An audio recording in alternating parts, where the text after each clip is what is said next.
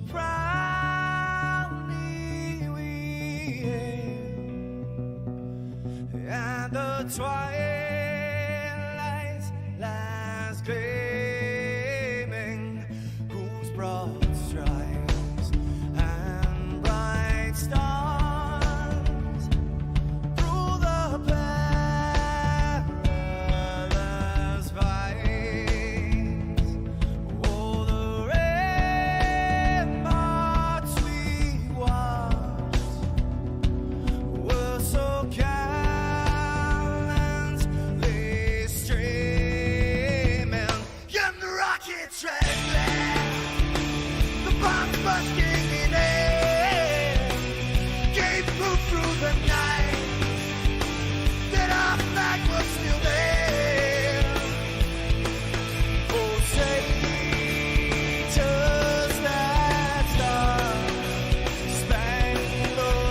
banner yet wave for the land under the free, and the home of the brave.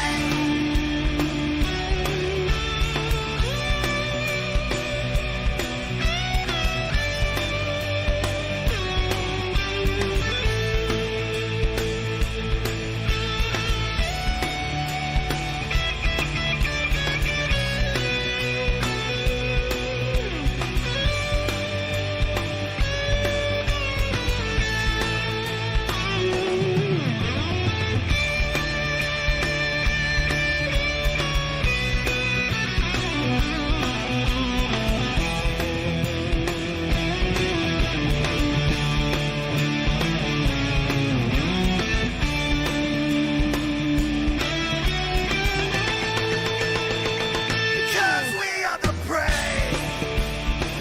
Yes, we are the brave. We'll fight here in the name of the brave. We are the US of A. For those unaware, that flag is still there. It's our future to save. This land of the brave, the US of A. Oh, say does that star-spangled banner yet wave for the land of the free,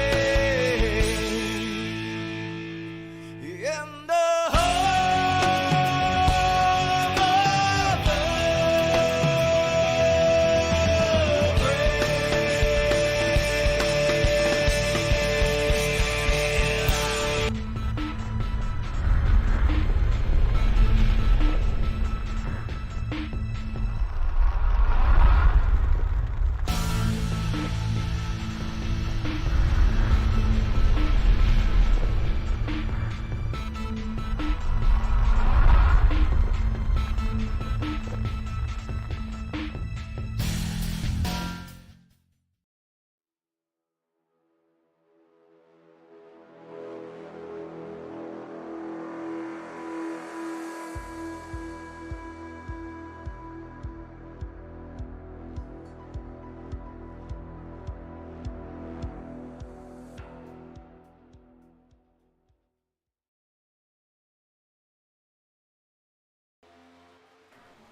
What's going on, guys? Hey, everybody, welcome back to the Bump and Run iRacing Cup Series. It's another Saturday night, and tonight we are in the middle of playoff round number 2, the old wild card race from Talladega. So last week, unfortunately, I was having some internet issues, so Nashville could not be seen.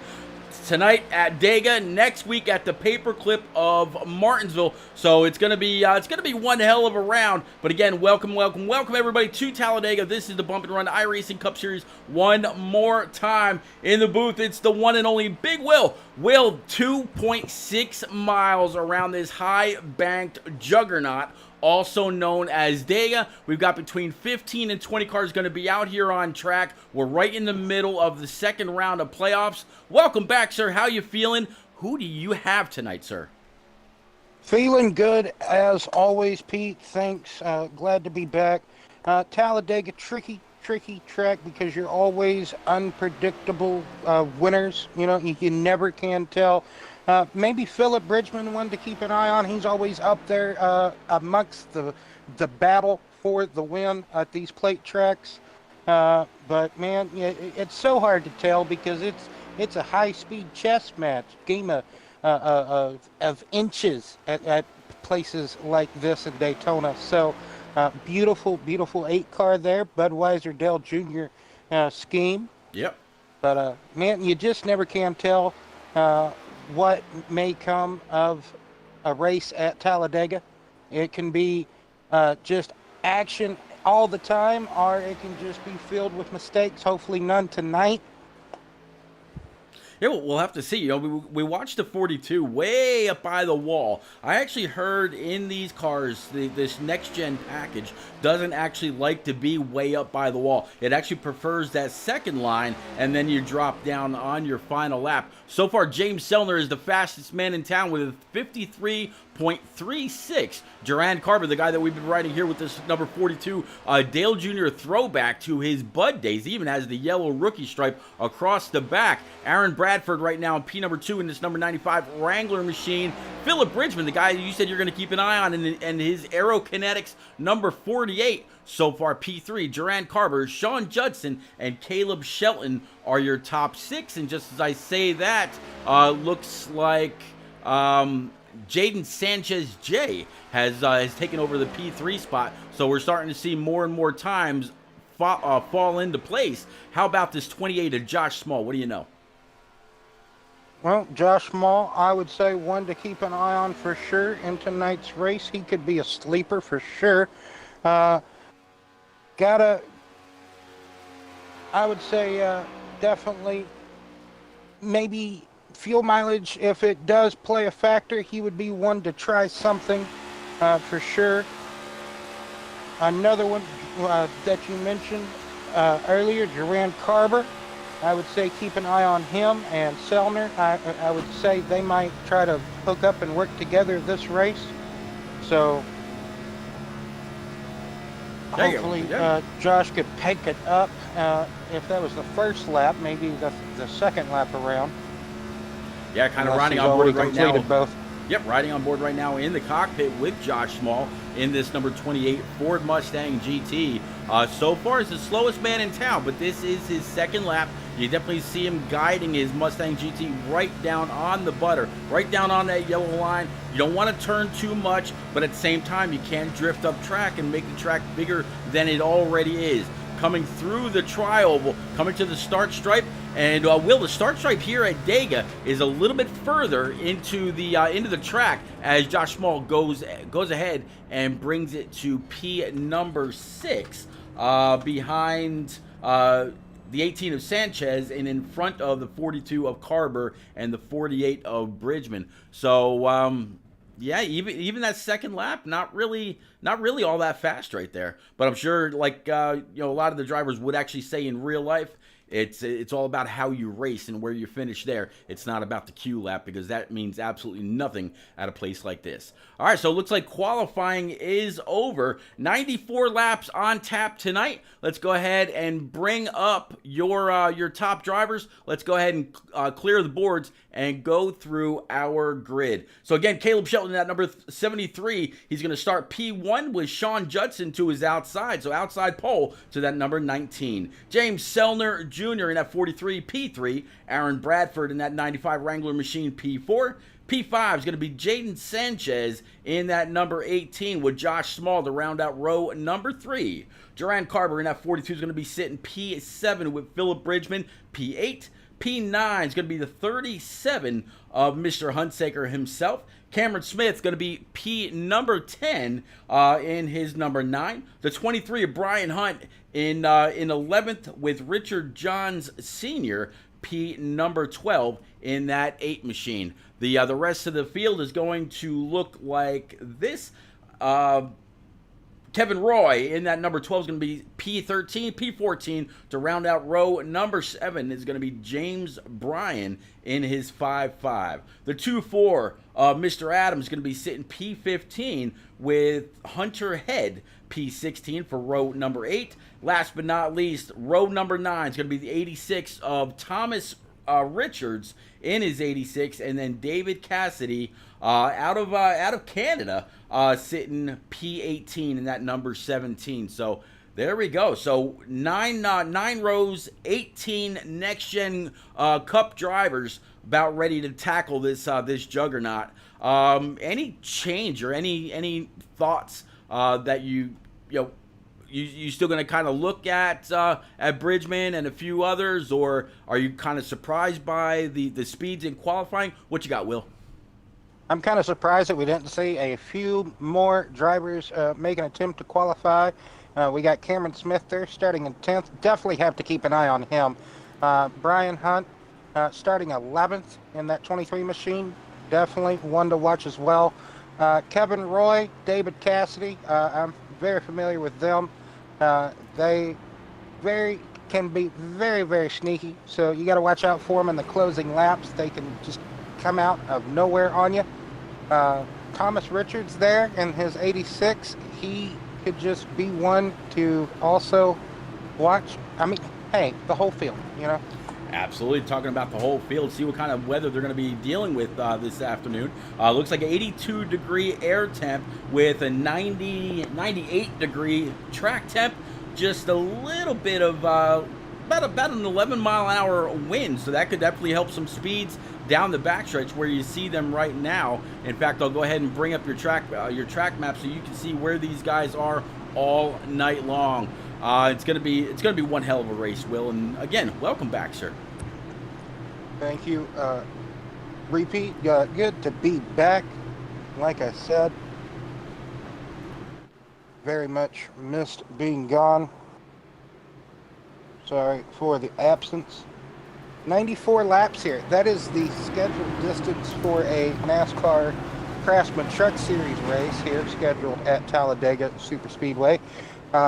94 laps. That is half the distance of an actual Cup race. So 94 laps, that can be kind of grueling if we get a lot of green flag running here. It looks like we could with the amount of drivers and talent we have on store for this race. So as the pace car is leading them to the green here, Pete. Yep, pace car is going to go ahead and pull off again. Sean Judson and Caleb Shelton on the first row. Barney's got the green flag up, about to wave it for all it's worth. We're going to go green flag racing here at Talladega. Too bad it's not a little bit closer to October. Might be talking about Talladega and all the funky stories that surround this place, saying as an aerial, an Indian burial ground and all that. But green flag's out. Yes. Let's go.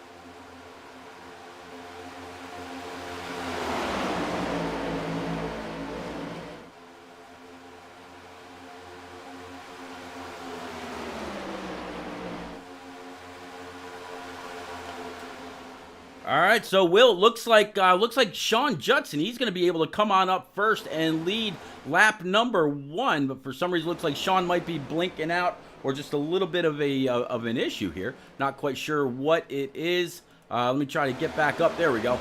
But yeah, Sean Judson blinking out. Blinky boy. Yeah, blinking out just a little bit, so it sent the cameras haywire. Definitely apologize for that. But yeah, two is outside. Now you see the 18 of Jaden Sanchez. And how about that? A good old good wrench paint scheme. It wouldn't be Dega without some kind of an Earnhardt throwback. Very surprised that Caleb Shelton wasn't able to lead the first lap, wasn't able to get nothing going on that bottom line, essentially. kind of like what we were talking about before the broadcast. You were saying about high lane or that middle-ish being pretty good with momentum, and just swept right around that bottom lane. And now we got a good line of cars going in here as one of the, like you said. But, yeah, 8 gave the 18 just a little bit of a shot and almost rattled some Skittles from the tailpipe. But it looks like the 8's going to try to take that high side, which is exactly what we were just talking about, and going to scatter a little bit in the back. Not quite sure if that caused a little bit of an accordion effect, but how about the power from that 8? Got a little bit of a shot from Caleb Shelton, pushed him to the lead. 73 is also now clear on the bottom. Here comes the 48 of Philip Bridgman. Meanwhile, a little bit further in the back, already up 11 spots, is going to be driver 1-3, Hunter Head, and the fastest man in town so far, right in the middle or beginning parts of that draft. Going to be run a 50-21 so far, the fastest lap run. He's gone to Plaid. And Caleb Shelton going to the lead with help from Philip Bridgman in that 48 machine. Yeah, Philip Bridgman, one of 2 Canadians in the field this evening. Right now sitting P2 in his Aerokinetics machine. The other one a little bit further back, talking about David Cassidy. We got a wreck.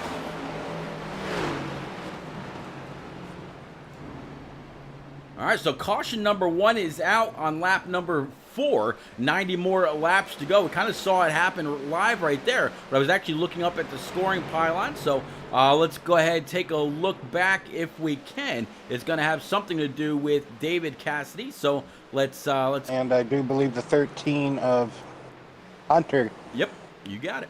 So let's go back with David Cassidy right now. All right, let's go ahead and switch this up a little bit to the chase cam. I think this might be already too far into it, so let's rewind just a tad. There we go.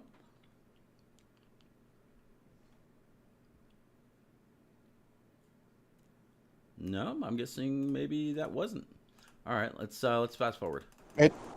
Yeah. Go ahead. Yeah, I was going to say it was going to be coming out of right out of turn 2 on the next lap. Okay, so all right. Whoop, wrong way. You got the 23. The 23 is giving the 13 a huge push, sends him almost to the lead, but they had to back off because they had nowhere to go. And I think they just get a bit congested coming out of turn 2. And the 13, fairly new. I'm not too sure how long Cade has been on iRacing. Maybe just a couple of months now, but right, fairly new, and probably just so 23. I see. Oh yeah. All right, Brian Hunt. So let's go ahead and rewind this a little bit. So I'm wondering if Brian maybe gave just a little bit harder of a shot than he could actually take.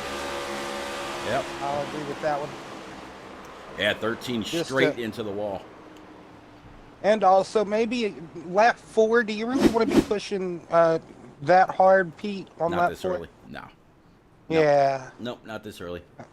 I mean, we could have been a bit more patient there, but, you know. Mm-hmm. All right, so in all this being said and done, Caleb Shelton is going to be the leader right now. And I'm pretty sure the last time I looked for Caleb, he was actually not available to chat. Nope, not at all. Jaden. Did the top 6 stay out? Yeah, that's kind of what it looks like. Yeah. Okay. Top 6 stayed everybody out. Everybody behind Josh Small went ahead and pitted. All right, so how about we try the one and only James Sellner. Mr. Sellner right now sitting P3, right where he started in this this Steel Panther, Richard Petty famed 43. James, it's repeating Will up in the booth, but you got a copy in that that Mustang or that Chevy Camaro, sir. Yes, sir. How you doing? I'm all right. So the top 6 stayed out. you, of course, right now running P3 right where you started. How's your Camaro handling so far? Any rough bumps, or is pretty much everybody minding their P's and Q's so far? For me, everybody's been minding their P's and Q's. Yeah, just trying to keep this thing on the bottom on the yellow line and let everybody else play from there. So the 18. James? Go ahead, Will. Oh, I was just going to ask, James, are you going to want to try to stay up front in this pack, or any plans of riding in the back of it at all during this race? Pretty long race here. Yes, well, what my plan was initially is to stay up here until there's like 2 or 3 different groups defined, and then I might try to get back in the back of the lead group. Other than that, like I said, I'm just gonna stay riding this yellow line and where I'm at, and hope to miss everything for the moment. Gotcha. Good plan. Well, James, definitely. What are you gonna say, Pete? Yeah, no, I was just gonna say, wish you a whole lot of luck. Got, like Will just had, a long race to go. Caution out on lap 4, running lap 6 right now. We saw the 18 get a little bit of a shot earlier, and it got him very squirrely. So if you get up behind that Toyota, just tap it lightly. You ain't got to shove just yet. But good luck. Keep the shiny side up, sir. Thank you, sir, and y'all have a great day and a great time in the booth out there. Appreciate it. You were down there with TSK Motorsports, right? Yes, sir. All right, I'll get you back down with your teammates right now. There you go. All right, so yeah, that's James Sellner Jr. from Peoria, Illinois. I kind of commented on this paint scheme that he's running last time I saw it. There's just something about it. It's really clean, a great graphic. I'm actually kind of a fan. I might actually go ahead and look it up, see what that's all about. But we're going into turns 1 and 2, off of 2 rather, getting ready to go down the backstretch. Will, a little bit of time here with it being a 2.66 mile super speedway in Talladega, Alabama. Always. Do you know what Steel Panther is? I do not. Oh, I'd have to look it up. Steel Panther. They're like a can't get out of the '80s hair metal band. Okay. They're like a tribute band, but they've also done some of their own like original work. But it's basically like an 80s tribute band for the most part. Okay, gotcha. Steel Panther. Gotcha. So kind of like, is it a think playoff Motley of Crue, Pantera, or? No, it's like Poison mixed with Motley Crue, Oh, mixed okay. with I'll definitely have to look that like up. that. Yeah, I'll definitely have to pull that up. Maybe some Spotify action or something like that. But yeah, definitely wish him a lot of luck. All right, let's go ahead and clear the board right there. And let's get ready back up with Caleb Shelton, his number 73 Pepsi machine. Very strong all season long. Caleb, whether it's a short track, dirt track, road course, average cookie cutter, whatever it is, he's always somewhere towards the front. Let's go ahead and get ready to kick this off one more time. Green flag is up, just waiting for Barney to set them free one more time. Caleb Shelton will be the first one to, stomp on that loud pedal. But Will, at Talladega and Daytona, you don't want to go too early because the rest of the pack will just come on up, swallow you up, and before you know it, you're in the rear with the gear. Green flag's out. Let's go.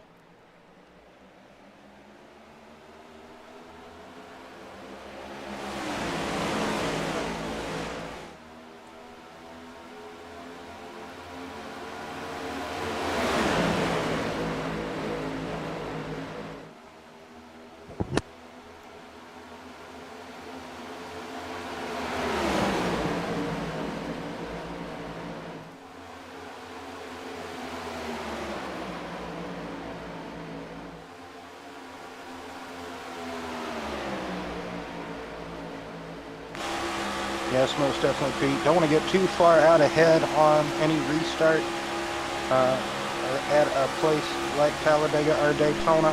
Man, those tandem up there making it work. That is Jason Adams and Dayton Sanchez. Looks like they're trying to take the lead just by themselves off that highway. Yeah, working up right there. 18 up high, says Lime is back. with the 2.4 DuPont machine. Old Jeff Gordon, the throwback right behind him. You see that Eagle 1, number 28. 73, though, charging hard on the bottom side. Going to bring it back, scored even with the 18. 24 still all over the back bumper. 43 locked on to the 73, but that 18 maybe made a little bit of an adjustment with the brake bias. He seems like he's very, very capable of taking a push now without being all kinds of slideways. Very much indeed. They are being able to tandem up at the end of the straightaway, push a little bit more into the corner. No, Jason duck low.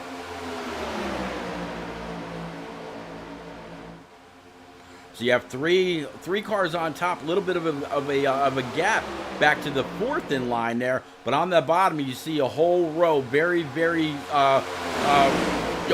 nose to tail all the way through. But somehow, and here is that high side momentum I was talking about earlier. Usually we'd see this on the long run, not so early, but they're absolutely making that middle line work. Nobody, again, going high in these next-gen cars. Not yet, anyway.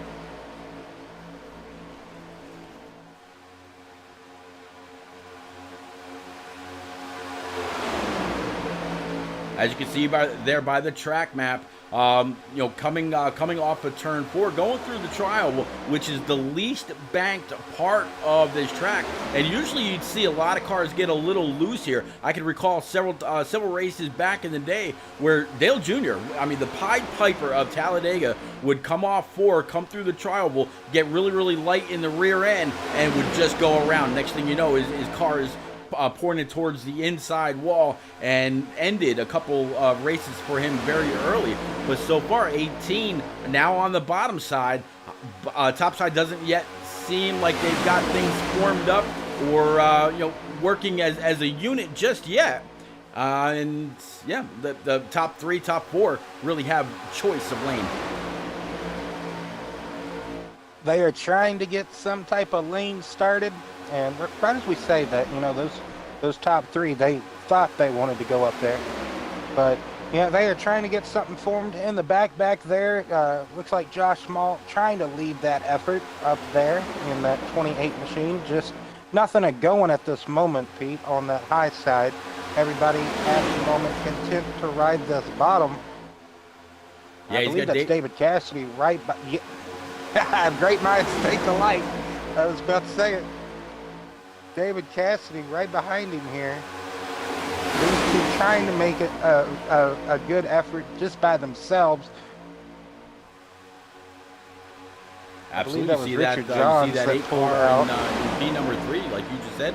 Richard Johns behind them. You see the 9 for Cameron Smith in his Coca-Cola machine. Nice looking scheme. Almost like another Dale Jr., Dale Sr. Car from when they went over to Japan years and years ago. But double file now for about 5th on back. There's a few more on the top. Then you got three stragglers for last. That's going to be Kevin Roy, Brian Hunt Jr., and Sean Judson. And speaking of Kevin Roy, the man just went to Plaid himself, putting down a 49.20. So very quickly beating the yep. One more time. Oh no, I was just saying that's steaming. That's just hauling the man. Absolutely. Amar Dev out there in chat from YouTube saying he's waving some kind of a pink flag, I guess, maybe, not quite sure. It says hand pink waving, hand pink waving, hand pink waving. I'm going to guess it's supposed to trigger some kind of an emoji, but not working. But I definitely appreciate you out there, Hand Dev, as well as everybody else that's out there on Facebook, Twitch, YouTube, or iRock TV through your favorite Roku streaming device, whether it is a TV or a Roku brick. Make sure you go on over to the streaming section of your device and look for iRock TV. The graphic will look just like what you see there underneath the scoring pylon. It is a free app. All broadcasts are either live or rebroadcast in amazing 4K And like I said, an absolutely free app. You can get your iRacing fix 24 hours a day, 7 days a week, whether you're a POV stream watcher, if you want some podcast action, if you want some club, community, or league action. You are completely covered, such as the race tonight for the Bump and Run iRacing Cup Series, live from Dega. Again, Will in the booth. That top lane was going for a good moment, Pete, and then it just evaporated. Back to just the 3 black cars. Well, I guess we could say Josh Maul got some chrome, plated steel, something silver on the front, and then the back kind of, we can just say he's black too. But those 3 main black cars up there, they're the best ones giving an effort on the top. Cameron Smith can't pick a lane at this moment in time, trying to feel it out. Oh, 42 of Carver had a moment entering turn 3. Big bobble that caught the corner of my eye. But this bottom lane, very able to keep it together for the most part. Every now and again, we get some good side-by-side. I thought Josh Small was going to get up there. Whoa, 18 hard to the outside wall. 18 got a little bit of a shot, a little bit of a push that he didn't like in a very, very rough part of the track. Going through the corner where the car is really, really light. And because he went in the outside wall, and didn't collect anybody else, there is no caution, but heavy, heavy damage for that 18. Going to go back and take a look at Jaden Sanchez right now, and we'll also go ahead and take a look at the right front as well as the hood. We'll go ahead and do that here. That's not the one I wanted. Let's take a look. Rear chase. So actually may not be that bad. Definitely looks like the Toyota logo and all that is for the most part okay. But however, if you look at the right front, yeah, that's all locked up. He can't even turn in. He's going to have a hard time. Decent amount of damage there. I would say that's a good toe in. Yeah, the toe ends broke on that race car on the right front for sure. I wonder if the 28 of Josh Small has any damage, because that is the car that helped him after he kind of went up there to block that lane that was a-coming. Well, let's take a look. You see the Eagle One all over the hood. It looks like the Ford emblem is just fine. I don't see any separation in the hood whatsoever. So Josh Small looks like he was able to come out of that one fairly unscathed. And although we do see him dropping to the back, I don't know if this is a choice by the admins or if he just said, "Hey man, I apologize. Didn't mean to shove you like that right there." And he's going to go ahead and put himself in the rear. I kind of think he got away with that one for sure. It wasn't really his fault, in my opinion. Right. Yeah, the leader wants to come up and block that lane that has a run, but at the same time,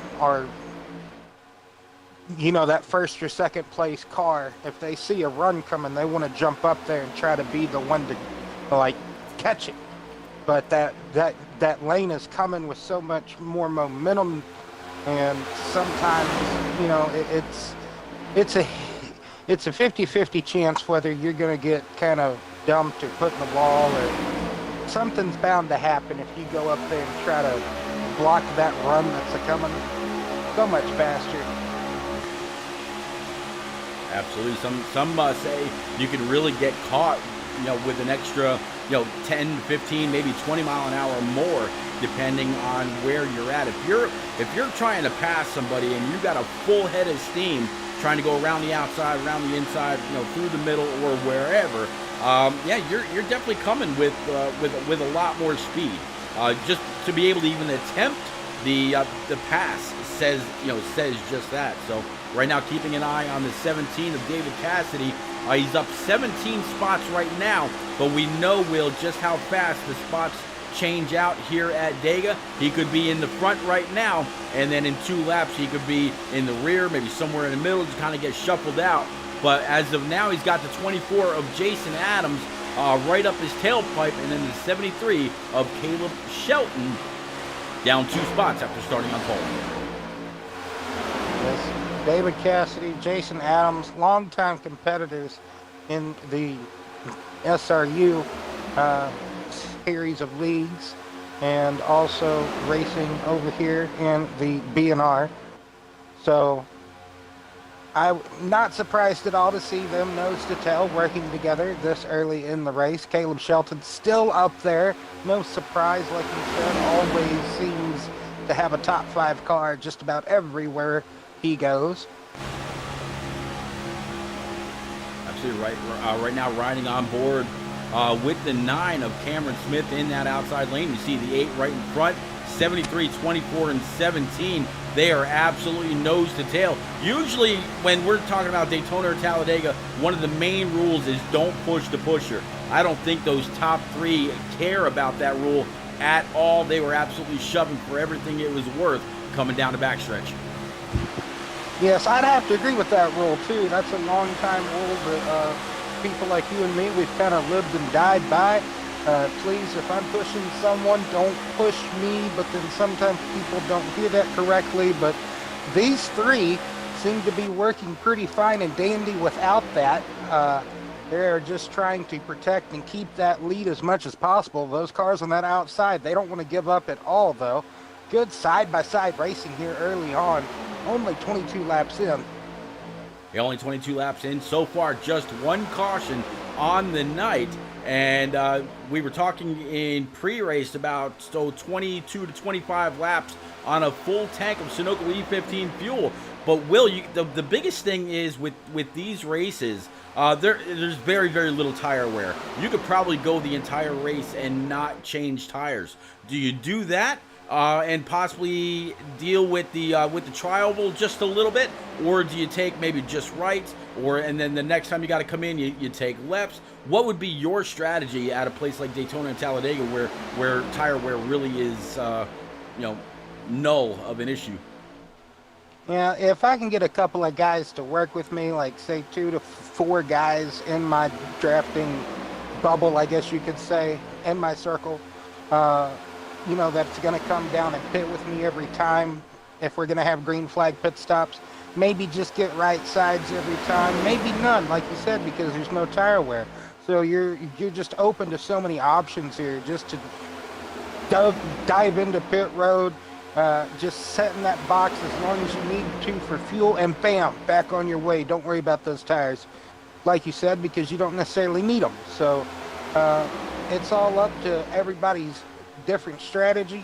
You never can tell what some people want. Some people may want that, believe that those tires actually may make a difference. A fresh set of tires might make a difference somehow, but yeah. Hey, everybody's got the right to their own opinion. Right now, back here with the 37 of Matthew Hunsaker, down 4 spots after starting in P9. He's got 3 cars right behind him. He's got Kevin Roy, Brian Hunt, and James Bryan. Jaden Sanchez, I believe, he is a little bit further back in this Skittles machine. Sean Judson in this 19 out here all by himself for pretty much the most part. Yeah, you see the leaders coming up behind him, and that might be the reason why. A little bit of lag out of the 19, and it's going to throw the camera off a little bit. They're going to go 3 wide around the lap car. Oh, so I'll hold our breath here. Right. That was almost scary right from the beginning, especially when you don't know where the car is. But, yeah. Whoa! We got a couple.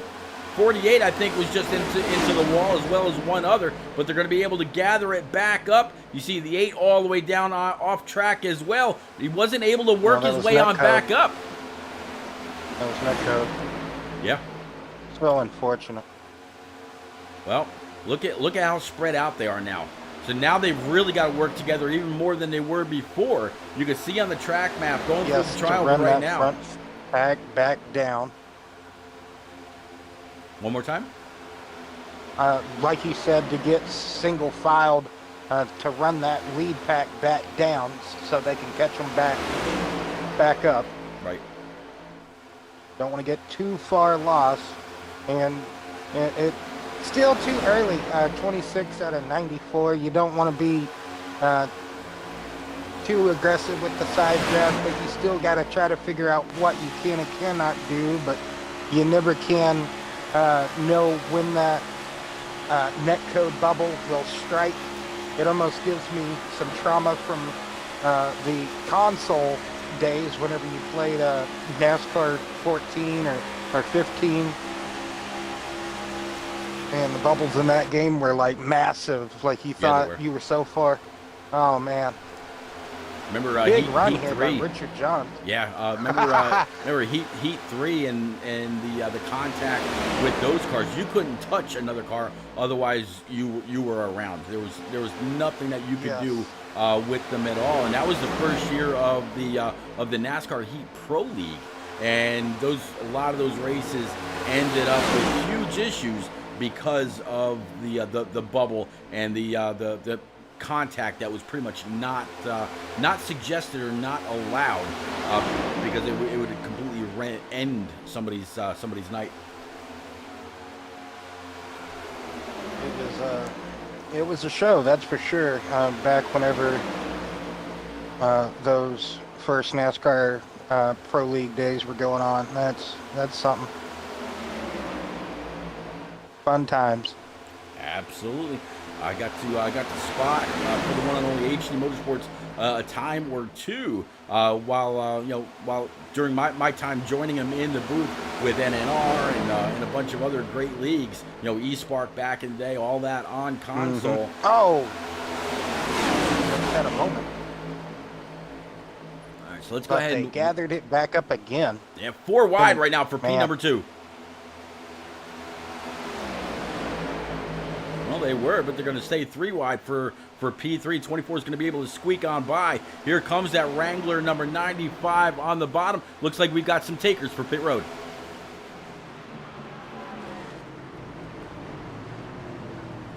Not surprised at all, because if you remember, we had about 6 drivers that stayed out.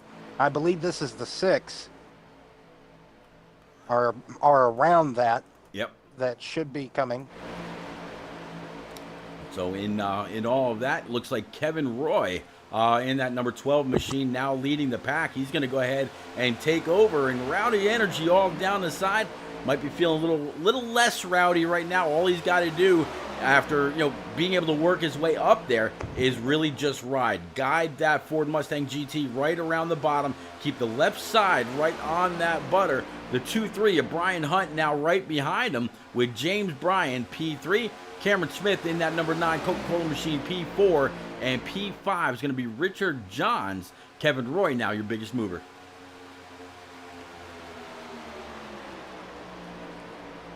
So these guys are probably going to be able to go at least another 5 laps, maybe? Probably. From the 6 that just pitted. Yep. If it stays green here. We've had a lot of close calls since the green flew again at, what was it, lap 7? So a lot of close ones, mainly coming around that turns 1 and 2 area. They like to get rowdy around there. Yeah, top 3 kind of spacing out a little bit on that 9 of Cameron Smith. I would imagine with the caution coming out about lap 4, those 6 had to come on down pit road on lap 30. So that would be kind of pretty close to right about what we were saying earlier, about 25 laps, give or take, on a tank of fuel. And these guys are going to be able to stay out maybe even a little bit longer than that, because for the most part, these were the guys that were in the rear. They were back there with a couple of others, and just in the draft, being able to save a little bit, not really pushing, neither one of them leading. They always had somebody in front of to suck off of to save just a little bit of fuel, meanwhile still maintaining the same pace.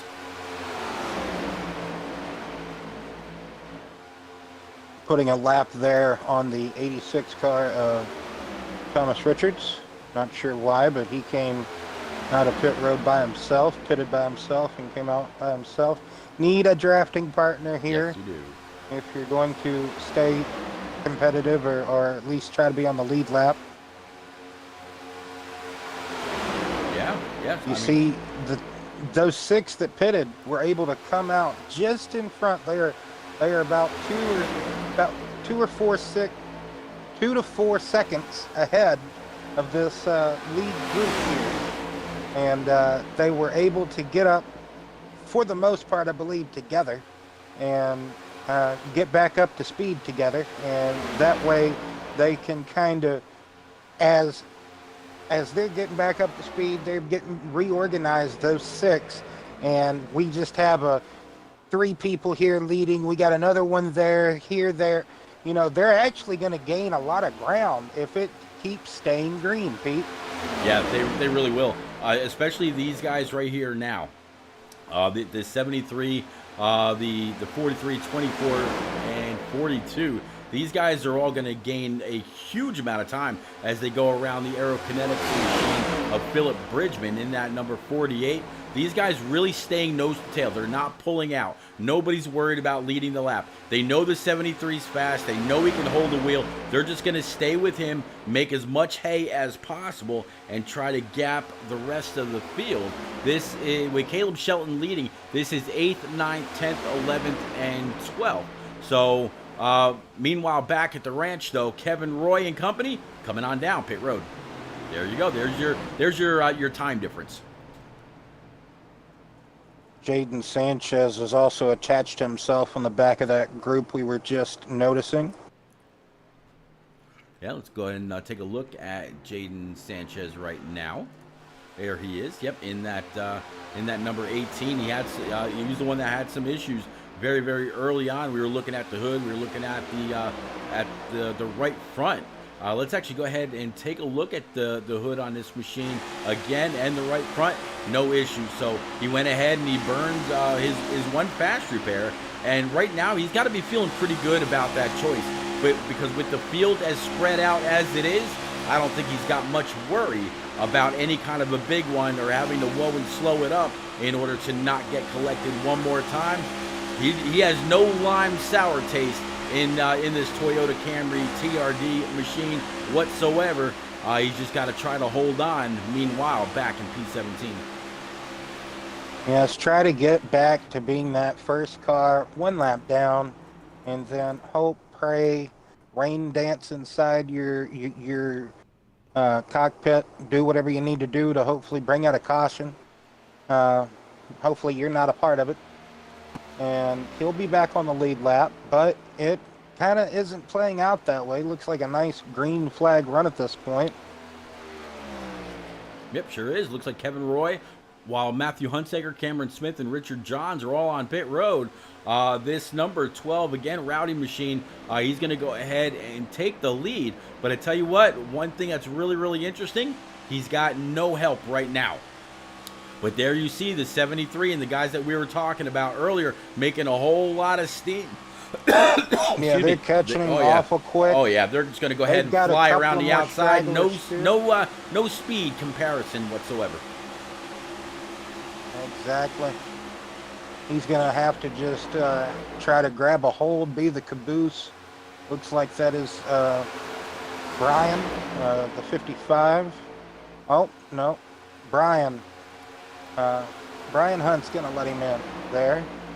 Maybe they're going to back off, per se, bicycle it here, get a good run, and see what they can do on the outside, per se.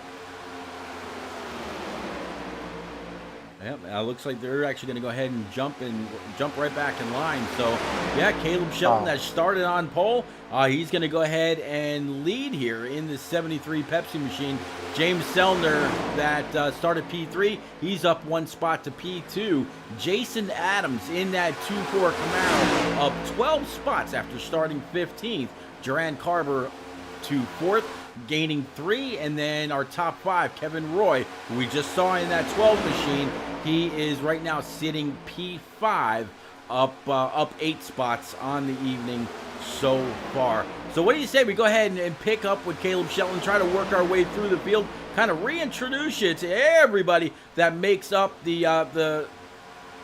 Bump and Run iRacing Cup Series tonight again from Talladega. And don't forget, next week we're going back short track racing. We are going to the Paperclip in Martinsville, Tennessee. So from arguably one of the biggest on the schedule, to one of the smallest. The only other track that matches the half-mile paperclip that is marketable is the half-mile Last Great Coliseum when we're talking about Bristol Motor Speedway. So let's go ahead and switch this up just a little bit, and we'll go through the field. Again, we're talking about the 73 from Greenfield, Indiana, Caleb Shelton. Pepsi's been on board all season, definitely keeping him very, very well hydrated and in front, as most of the time that's where he's at. P2, James Sellner. We talked to him earlier from Peoria, Illinois. P number 3, up 12 spots, going to be the 2-4 from Clover, South Carolina. It's going to be the one and only Jason Adams. Duran Carver in this 42 Bud machine, born on date. Maybe he'll be lucky enough to be able to stamp a date onto this 42, saying April 1st, and it will be absolutely no April Fool's joke again from Perryton. Brian Hunt Jr. a little bit further in the back, this 2-3 monster machine from Toms River, New Jersey. He says he's got an Earnhardt mind after 3 bumps. See ya. James Bryan, P number 6, up 8 spots in this 5-5 from Ball Ground, Georgia. Kevin Roy in this 12, we were just keeping an eye on him a little bit ago, from Placetown, New Hampshire, up 6 spots. But how about Philip Bridgman in this Aerokinetics number 48? He's rocking the Ally, or the old Ally colors, the purple and gold, from Ontario, Canada, and Niagara Quick Dry. He is right where he started, qualified P8, and that's exactly where he runs. P number 9 is going to be talking about Aaron Bradford in one of my favorite schemes of all time, this Wrangler number 95 from Frankfort, Kentucky, down 5 so far. P number 10 is going to be Matthew Hunsaker in this Hoonigan number 37. He's going to go ahead and let the 9 and company go on by, but we'll have to see what that's all about as the race goes on. Let's try to catch back up where we left off with all the cars that he just let go by. We'll pick up again with the 9 of Cameron Smith. He also qualified P10, and that's right where he's at. The 8 car of Richard Johns Sr. up 1 right now, sitting P11 from Winston-Salem, North Carolina, actually just down the road from me. Josh Small in his Eagle 1 number 28 from Beverly, West Virginia, down 6 in P12. Matthew Hunsaker back here, we were just talking about him in his 37 Hoonigan machine. Thomas Richards a little bit further back in his Chrome number 86. He's still up 3 spots back in P14. P15 also up 3 is going to be the 17 Monster Machine for David Cassidy. But Hunter Head, back here in this number 13, he is, he qualified 16th and still right where he runs. Might be right where he's comfortable. We'll have to see if he makes any progress as the race goes on, and is normally the time where most start to work their way forward. The 19 Ford Mustang GT for Sean Judson, down 15 spots in 17th. We saw him get lapped earlier from Fleetwood. And then last but not least, in the rear with the gear, Jaden Sanchez. He was amongst the leaders just a little bit ago from Scotch Plains, New Jersey. Now finds himself all the way in the back and 1 lap down. If a caution should happen to fly, it would be the 13 of Hunter Head that would go ahead and grab that lucky dog. But, Will, that's all the way through the field here tonight. Yes, indeed. All 18 competitors here. Jaden Sanchez had to pit. You said he was with the leaders. So, scheduled pit stop and running alone. He's about to get caught back up, though, with those leaders he was just with. Maybe he could be the caboose yet again.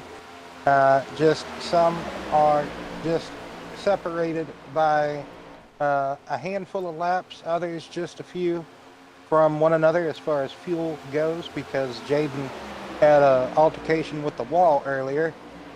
So that is what got him off schedule and a lap down. So little race recap there from any Jaden Sanchez fans out there. But yeah, this lead train gonna pass him by. Top 5 cars, 5. Don't know what happened to James Bryan to get him way backer with Kevin Roy, but top 5 breakaway here. Caleb Shelton, no surprise, in the lead up front with James Sellner. Jason Adams, your top three. Absolutely. Go ahead and drop back to the second pack. And this is James Bryan, Kevin Roy, and Richard John. Actually, I take that back. Richard John's a little bit further back. He's in another pack. That is the 13. The first car 1 lap down, so we got 3 cars here trying to catch the now 6 car breakaway, because that has the 2 lap down of Sanchez now. So there's almost, unless we have a slew of cautions, no hope for Jaden. Not at all. Yeah, working lap 44 of 94, so 50 more laps to go from Talladega. And again, this is the Bump and Run iRacing Cup Series live from Talladega. I am Repeat, along with the one and only Will in the booth. And again, this is the second race in the second round of the Season 3 chase for these Cup Series drivers. And Will, it's got to be really, really interesting knowing that you're going to go from this 2.66 mile juggernaut of Talladega to a very, very slow, very sharp cornered Martinsville Speedway next week. What are these guys going to look forward to there?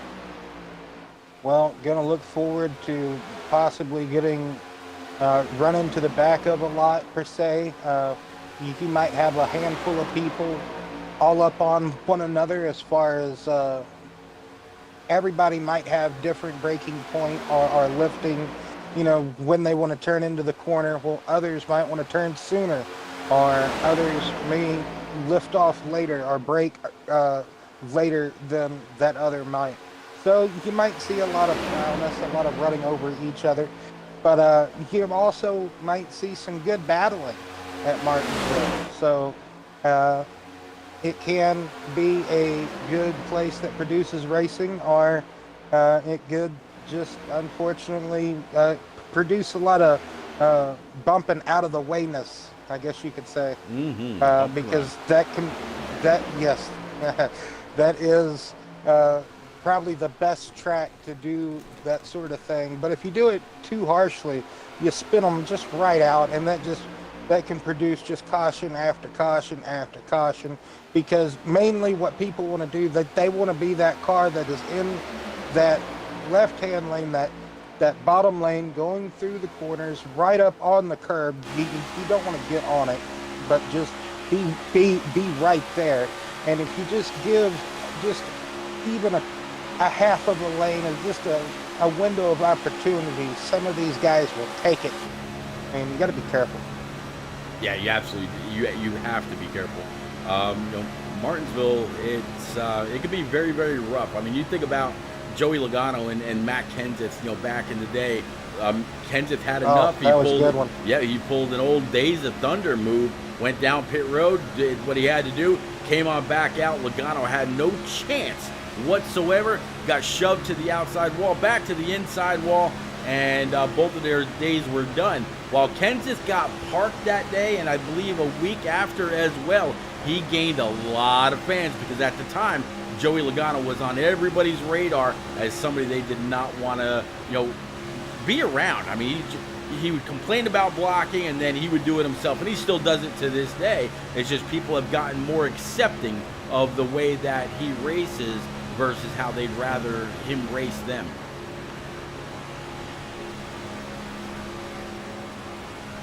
Well, this is the halfway point here, Pete. Yep, absolutely halfway, riding around right now with Cameron Smith, and in his door-mounted Camry, you see the 95 Wrangler machine right ahead of him. It's going to be Aaron Bradford, and this is the same camera on this Wrangler machine. Again, very, very big fan of this car. Would have loved to have seen Dale Sr. run it back in the day, but here's a really good side view of it.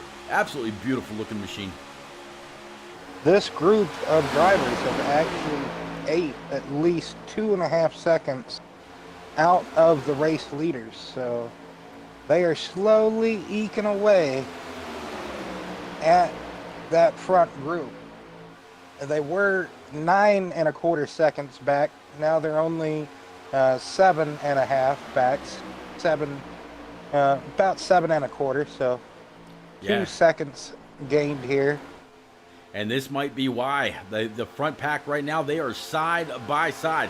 73 down low. The 23 of Brian Hunt, he's got some help from the 18. So Brian Hunt, he's going to go on up there. He's actually going to go ahead and be scored as the leader right now. 73 says, not so fast. Here I am back on the bottom. This is really where if you trust the driver to your inside, you come on down, get a little bit of a side draft, see if you can't go ahead and pull him back just a little, break the momentum of the line, and then that also shoots yourself forward, just like you saw the 23 do right there. And look at that, 23 to the lead. He's going to come across the start stripe right there. 23 will gain a point for leading that lap, undisputed. Hell of a He move would for be him. clear if he wanted to come down and be the race leader. And he did. Yep.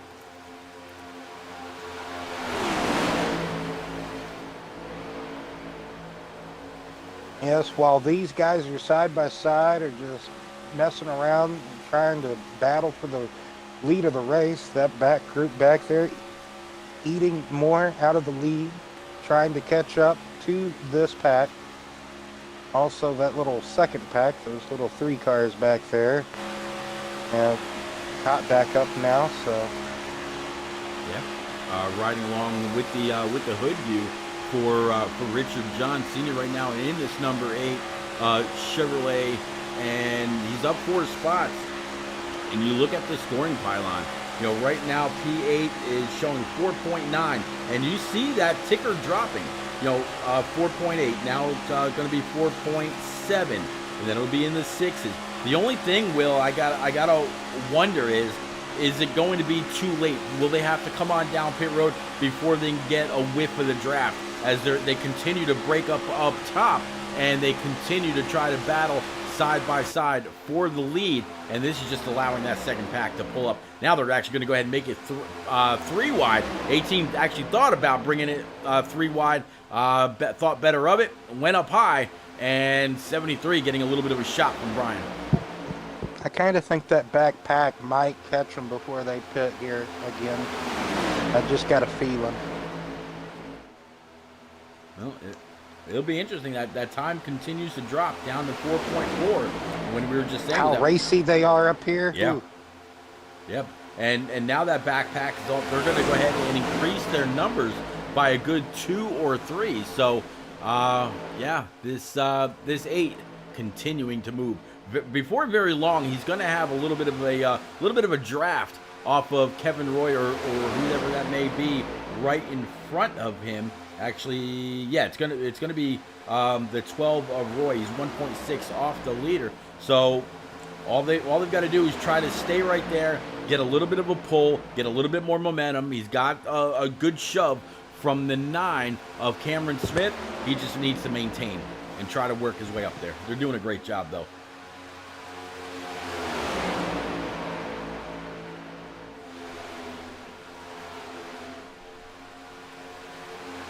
All right, back up front. It looks like they're going to go ahead and get back single file. And as they do that, it looks like that gap is, yeah, no, it's still continuing to close. They were just in the 4s, then the 3s. Now they're in the 2s, and now they're in the teens. So this number 8 for Richard Johns, he is just hauling. I mean, he's got Senior behind the wheel. He's got Senior pushing down on that throttle pedal. They are making huge gains. Now down to 3.8 and counting. So they made up a full second in just like the last 3 laps, give or take, Will. Well, Cameron Smith can be a good pusher from time to time. This is one of those times. Then you got Bridgman back there in that 48. He knows what to do in that 3rd car in line scenario. Josh Small right there.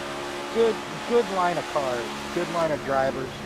They know what to do to try to run the front pack back down. They're most certainly doing it. It also helps when you got the front guys also just battling back and forth. So looks like we got some coming down pit road. Yep. So they didn't quite catch them before we made the next round of pit stops, but that's okay. It's okay. Yeah, but tell you what, though, look at now how broken up these guys up front are. And you look at the 95, he's down to 2.9. He just gained like an instant second and a half. No ifs, ands, or buts. He's gonna be up there, and when the 23 and the 17 and these other guys come on down pit road, it's only gonna help them. So they will be right back in the mix and in perfect time, because if I'm not mistaken, let me see, 25 laps give or take on fuel. Now man, it could be fuel strategy from here on out. Now everybody would have to come on down pit road, because you're still talking about 40 laps. Mm-hmm. But you could break that up and. Mm-hmm. Oh yeah, cut it right down the middle. Or be one of the last to come on down pit road, waiting for a caution to fly, which we've seen minimal tonight. It's all been very, very clean racing, except for one caution right around lap number 4. So this will be their second round of green flag pit stops. Everybody doing one hell of a job here from Dega.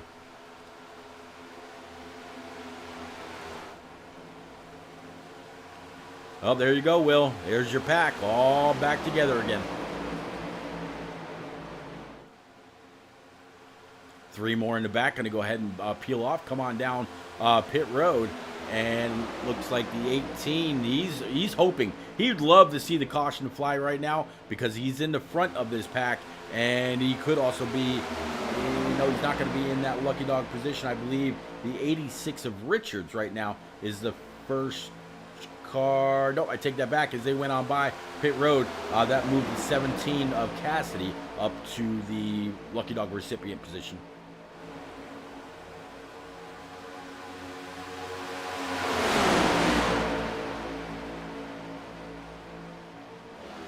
Will, did I lose you? No, my apologies, Pete. Yeah, big pack back together again. The first 4 that pitted, Shelton, Adams, Selner, and Carver, they are going to catch back up to this pack here. They are coming out the tri-oval. I would assume everybody would be caught back up after this pack hits. So that is what I would speculate, but I'm not sure if everybody in this pack is going to be pitting together. I'm not too sure. I don't think Sanchez is pitting with them, nor the 13 of Head. So it's going to be a mixed variety here of who peels out of this pack when to pit. Well, let's see. Brian Hunt, the last time he was on pit road was on lap 33. So working lap 58, that is exactly 25 laps. So Brian Hunt very, very soon to come on down pit road. Richard Johns, last time he was on pit road right along with Cameron Smith, was on lap 34. It was 33 for James Bryan and Kevin Roy. 34 from Matthew Hunsaker, and Philip Bridgman now on pit road. Everybody else in the 50s, 54, 53, 56, and so on, except for David Cassidy way in the back. He was also on pit road last on lap 33. So some people staying out, wondering, are we going to see a caution? Somebody going to, peel off track and get run over from the back? Are they going to get on the brakes after adjusting some brake bias and spin out? Maybe get a little loose, lock up the rear, lock up the front, whichever. So differing strategies, maybe hoping for a lucky yellow to fly. But so far, Brian Hunt still leading with Richard Johns, Cameron Smith, second and third. That's your top 3. Your top 5 goes to James Bryan and Kevin Roy, who were on pit road last again on lap 33. So this whole front pack is going to have to come on down pit road sooner than later. I would imagine that they're overdue. 34 laps remaining.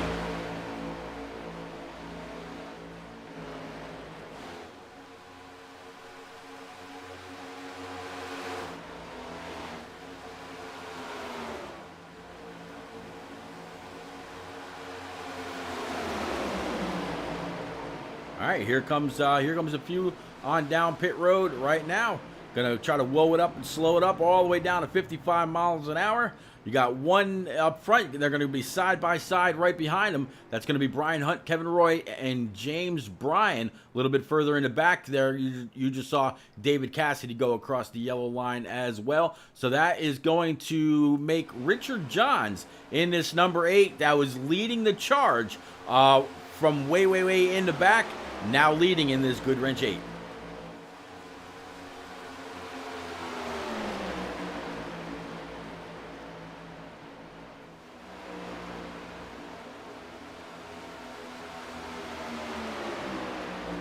All right, we're going to give it a little bit of a crank it up session here, if you will. And it looks like the 8, the 9, and company going to come on down pit road, trying to carry max speed all the way to the line and then get to their box without any kind of an issue. That's going to recycle things back to the 2-3 of Brian Hunt. If you've got a nice little surround sound system out there, go ahead and crank it up, turn it up, do what you got to do. And just as I say that 73, he's going to go ahead and put his machine back in the wind. He's going to go ahead and get back to the lead.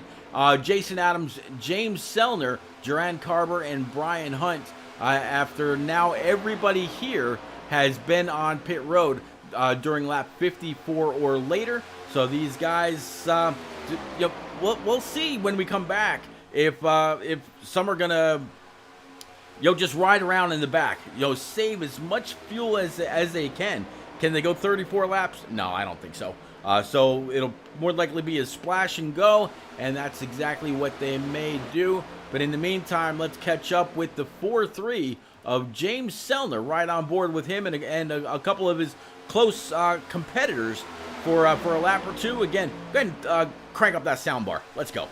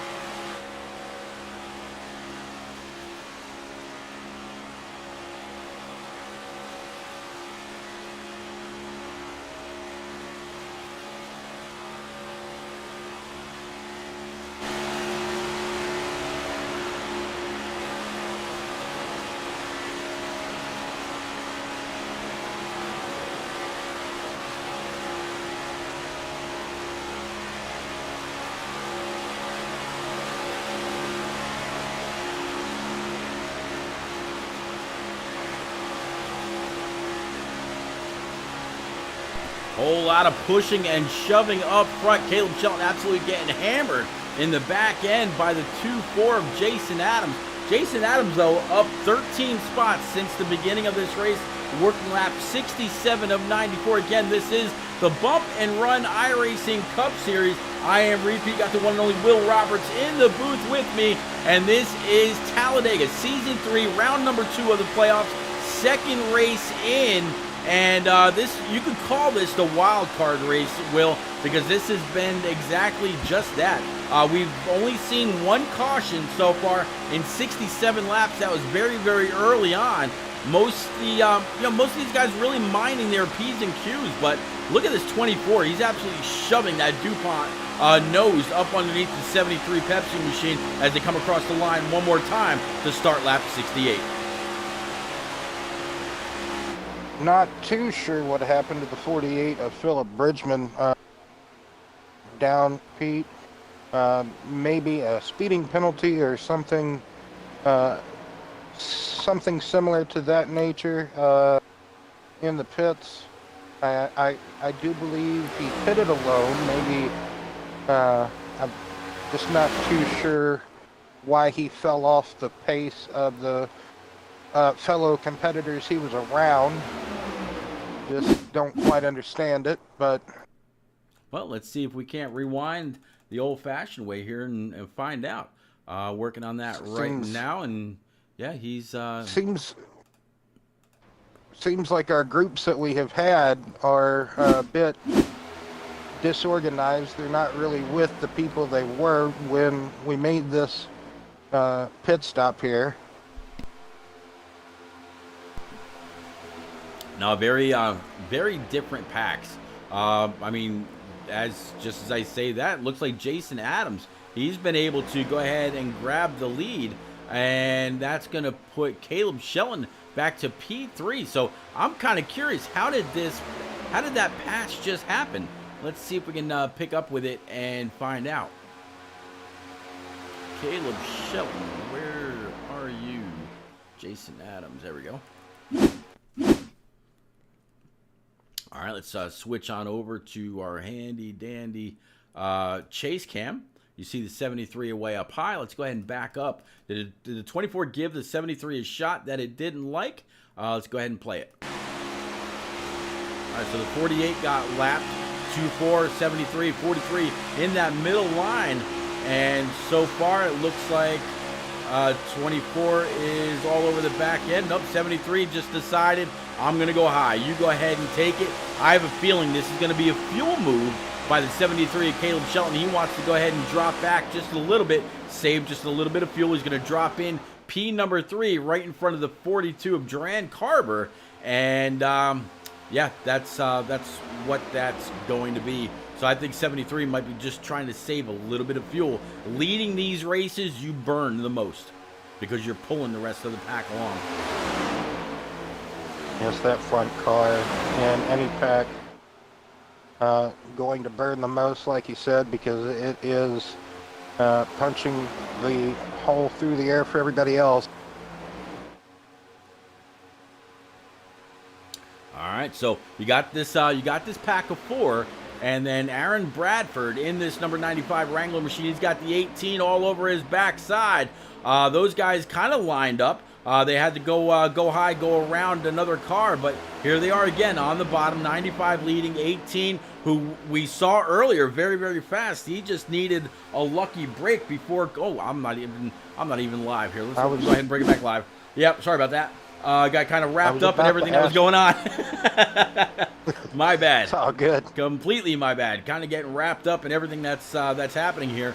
But yeah, Jason Adams into 2-4 is your leader. The 43 of James Sellner still P2. 73 and the 42. And like I was saying a little bit further back to the 95, he's got company. He's got the 23 of Brian Hunt. He's got Kevin Roy, Cameron Smith, and company right with him. And it looks like right now the 95 is 3.9 back, and it looks like it's staying pretty steady. I mean, down to the 100th. as just as I say that, staying pretty steady, he just goes over 4 seconds behind.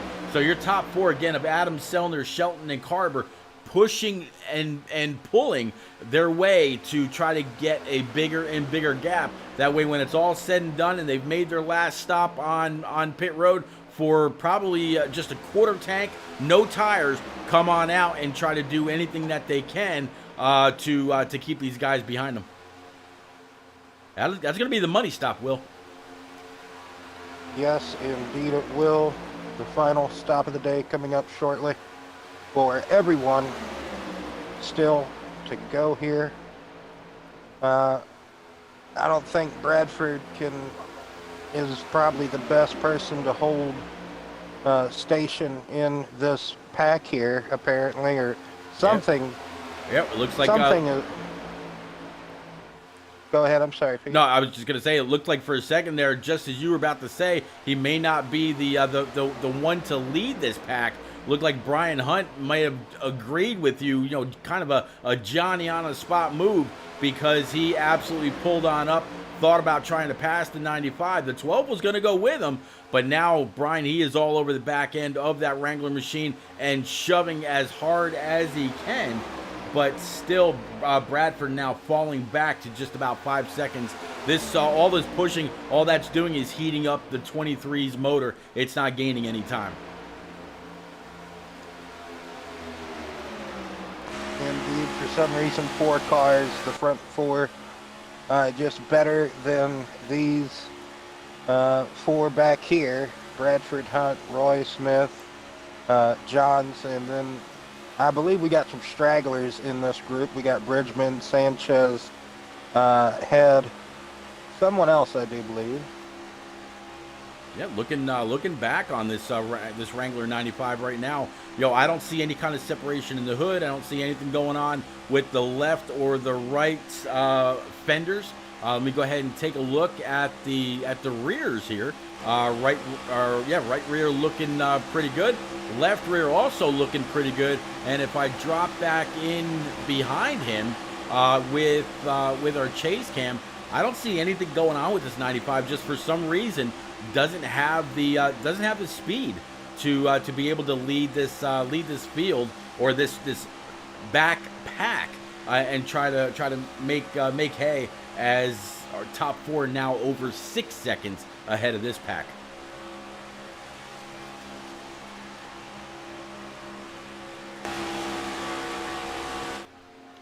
All right, so Will, I got to ask you. All right, so we know they can't go all the way. Obviously, some of these guys are in team comms. Others may not be. But if you're out here, okay, you're leading this thing. You're Jason Adams. Will Roberts. He's in P1 when whatever car you are. And when do you come down pit road?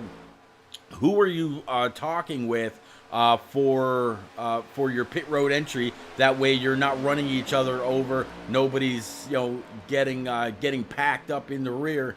And what are you taking? You taking no tires and just fuel, or maybe right sides for a little extra grip to hold it down through the tri-oval? What are you thinking if you put your helmet on there, Will? Well, if I'm coming onto pit road, I'm just asking for space. If I'm up here in the top 4, if I'm Jason Adams, I'm just saying, hey, give me some room like you have been doing the past previous pit stops. We'll get on and off really great. Depending on what my tires look like, if they still look good, I'm not taking no tires. I'm just taking gas. Just enough gas, though, to get me to that finish. Because from the way it looks like, there ain't going to be any more cautions. So we've only had that one caution on lap 4. And from the looks of it, if this pack back here behind them that is 5 seconds back, 5.5, if they can't run this top 4 down, then that top 4 is going to have to duke it out amongst themselves. You want to come into pit road with one another, and then after that, in the final closing 4 laps or so, just settle it amongst yourselves, because at this moment in time, it's that top 4's race to lose. They've been doing good all evening, getting on and off pit road together. That's just what you need to do this time. Get on and off again, smooth like you have been. And that's what I would be asking out of them if I was racing with them. Hey, let's just have another smooth pit stop, take whatever we're getting, and get back on the road again. Well, there we go. Jason Adams, James Sellner, Duran Carver, and Caleb Shelton down pit road right now. So watching the 73 going to his pit stop, nice and easy. I think that might have been a little too slow if I'm the 73 by his standards, and it looks like it is going to be just fuel. Looks like Jason Adams in the 2-4. He's going to come out right behind him, and he's going to immediately get back up on that bumper. Here's Duran Carver in the 42. Looks like he's going to be off pace. Maybe decide to go ahead and take rights or something, or maybe didn't change fuel because he has absolutely lost out by quite a bit in this 42. So now, if you're Kevin Roy, you've seen some of the fastest all night long come on down pit road. Caleb Shelton in that 73, here he is in this Pepsi machine. He is back in P number 9. He's got the 2-4 right behind him. He trusts him. He's been there all night long. It looks like Matthew Hunsaker, Richard Johns, Josh Small, and Aaron Bradford coming on down pit road for their stop right now. And we'll have to see. 37 leading the way. Will he be a fuel only driver, or will he take right sides? So, okay, so looking for right sides for the 37. Looks like the 8 car also getting right side tires. 28, he's down. 95, he just came down. 19, he's down and away as well. So more and more with very differing strategies. Will, that tells me that not a lot of these guys are communicating with each other, and they're going to lose a lot of time because they are nowhere near lined up like they were when they came in. Looks like the 8, 37, and 28 per se, I think they took right sides and gas because they all got out around each other. Yeah, but they've got a long way to try to catch back up with Sellner and Adams and Caleb Shelton and everybody else. I mean, along that 14 lap trek that we've got left, they might be able to make some headway. But that 8 really needs company. He needs those 3 that are right behind him to check up for just a moment and pick him up, or make it very, very easy and go on by. And just as I say that, 28, he's going to choose to go on by. But the 12, I believe that's going to be the 12 anyway. Nope, that's going to be the 9. He's actually going to duck in right behind the 8 and shove all the way on the bottom side. That's going to bring the 28 back on down. So they'll have another pack of 4 at some point. Meanwhile, Kevin Roy, he's now leading Brian Hunt P2 and Cameron Smith back to P number 3. These guys last pit on lap 60 or 61. In fact, your top 4 all came down on 60 or 61. Kevin Roy and Brian Hunt, as well as James Bryan on lap 60. Cameron Smith came in 1 lap later.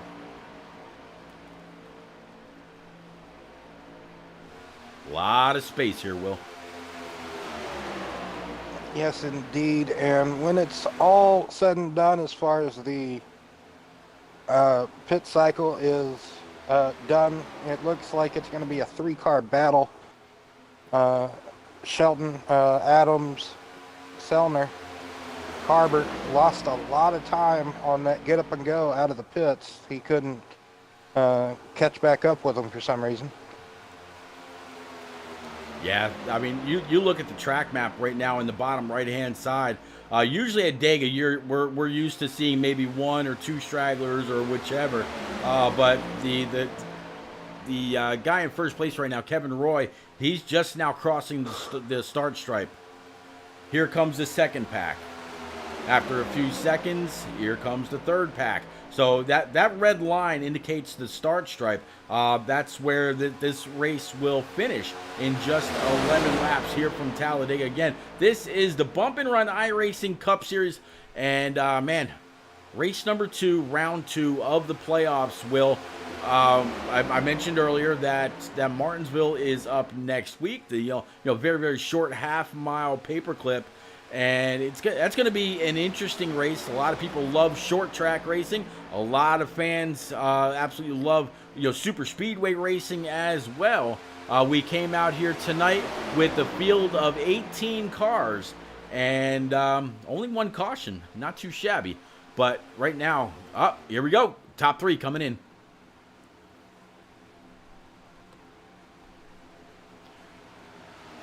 So with Kevin Roy and Brian Hunt on pit road as they crawl into their pit stops right along with the 48 as well.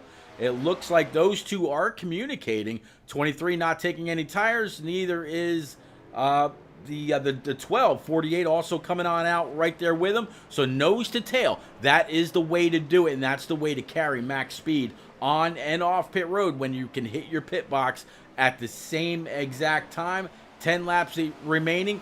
If these guys get a better finish than what they deserve, it could all come down to that pit stop right there. It could, but here comes Sheldon, Adams, and Sellner. This is them right there. They're going to get them as Hunt and Roy get up to speed along with Bridgman. He pitted with those two. So I would imagine Hunt and Roy are going to try to get in line with the top 3, make it a 5-car battle here with 9 laps to go. They did it just right, the timing just right there, Pete, for those two to battle with those 3 if they chose so. Yeah, so here is the 2-3 of Hunt. He's right there with the leaders. And if I look at the pits, Cameron Smith and James Bryan, last time they were on pit road was lap 60 and 61. So they know that they've got to come down. Everybody else in the field has already gone on down pit road, with the latest being David Cassidy at lap 83. Out. There you go. Fellner got shuffled out. He's in the back of this front pack now, behind that 18 of Sanchez on that high side. Ducked back down behind Adams there in the 24. Adams looked like... Adams. Yep, got a Adams little came together loose with the 18, yep. I think, coming out of turn 4. So... Yep. No harm, no foul.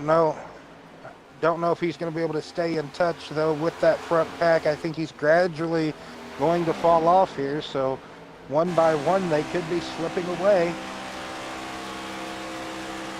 Absolutely. I tell you, I think Cameron Smith and James Bryan, they really wanted to see more contact between the 2-4 and the 18 because they have not yet come on down pit road. They wanted another caution. Yep, here they come down pit road. Or at least James Bryan is, and he's doing all by himself in that 5-5. So Cameron Smith, he's going to have no choice. He's also going to have to come on down pit road all by himself. And I just thought about something. The 55 and the 9, there is no love lost between those two drivers whatsoever. So you can imagine that there was no communication between those two where they really needed to work together. So that's actually going to cost both of them for not being able to communicate and work together in this super speedway style racing. Well, I think the 9 has got himself in a pack here. Yes, with the 8. Yeah, but he still has to pit though. He was on. Yes. Yeah, he was on pit road last at lap 61. So he's praying for that caution. Yep, absolutely. That's what I was just saying. He was hoping that the 18 and a 24 made more contact than what they did to bring out the second caution of the race. But here he is, But he's also in a pretty good spot. He's got a couple of cars right behind him, giving him a little bit of a shove. And he's got one car that he's able to feed off of. So at this point, do you keep it up there in 5th gear and just draft on and off the throttle, maybe 60%? Yeah, just try to save as much fuel as you possibly can. Absolutely. Only about 60% That is his throttle. plan. That's right. At the moment. Let's actually jump on board with Cameron Smith right now, and see what he's doing.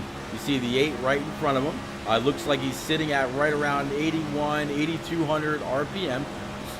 You can hear him every now and just kind of burping the throttle, but he doesn't have to push the 8. He doesn't have to do much of anything because there's no competition. All he's got to do, as you just saw right there, is just stay tucked up behind the 8. Don't let him, come across your right front or your left front to where you spin him out. While it may help you, it could also hurt you because everybody else will be able to stay out where you'd have to come on down pit road for at least a tank of fuel. It looks like Cameron Smith coming in now. Couldn't hold out any longer. And that's going to give the lead over to Brian Hunt in that 23. Yep, you got it. Brian Hunt with Kevin Roy. 5 laps Caleb to go, Will. Shelton. James Sellner. So it's going to be a 4-car slugfest here, it looks like.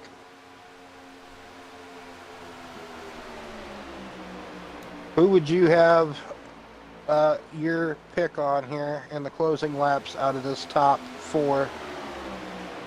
My pick in the closing laps, I'd have to say the field. because anything can and will happen. Anything can and will happen, especially at Dega and at Daytona.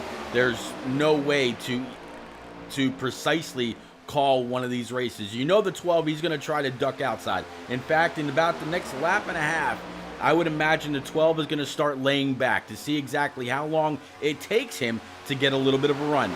Meanwhile, also the 73, he's led a ton of laps tonight in his Pepsi machine. He can trust the 43, the guy that he's been working with most of the night, though. Talking about the 24, he is, when him and the 18 made a little bit of contact, it made him fall back quite a bit. So the 73, he doesn't have his drafting partner anymore. He has to rely on that 4-3.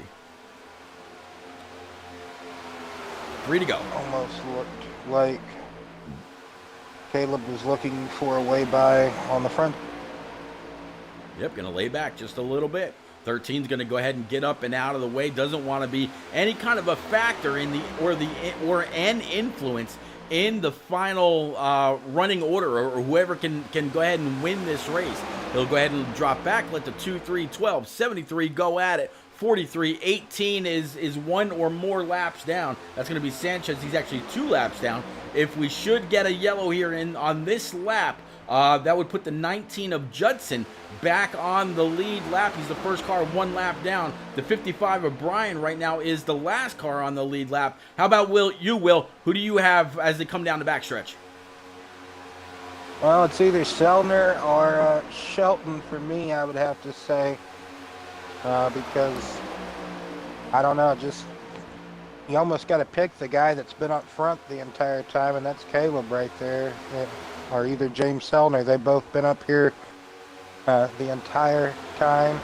Not saying that Kevin Roy and Brian Hunt aren't deserving, but anytime you put yourself up front, you have a chance to win the race, and here we go. They both have done that. Yep, here we go. 73 jumped out, went up way to the high side. 43 car went with him. 12 actually lost the 23 by just a bit. 43 giving a big old shove to the 7-3. It's a little bit of side draft. 18 came on up, gave the 43 just a little bit of a nudge. That's going to allow the top 2 to move away just a little.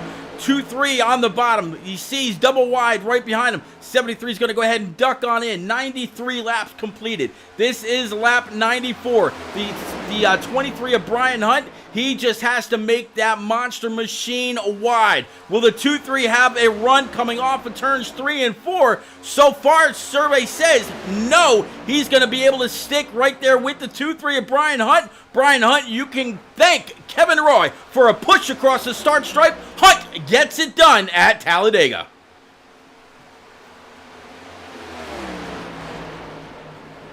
Brian Hunt gets it done, Will. It's going to automatically move him on through to round number 3. Speaking of round number 3, while waiting for these guys to come on back around, here is our schedule. So again, Talladega this week, which we're done now. We're going to the Paperclip in Martinsville, Virginia next week, followed by Richmond, Road America, Kansas, and we're going to crown a champion at Texas Motor Speedway. So Brian Hunt automatically knows he's racing for a championship or towards a championship at Richmond in just 2 very short weeks. But in the meantime, let's go ahead and clear the board. It is all the Brian Hunt show in this monster number 23.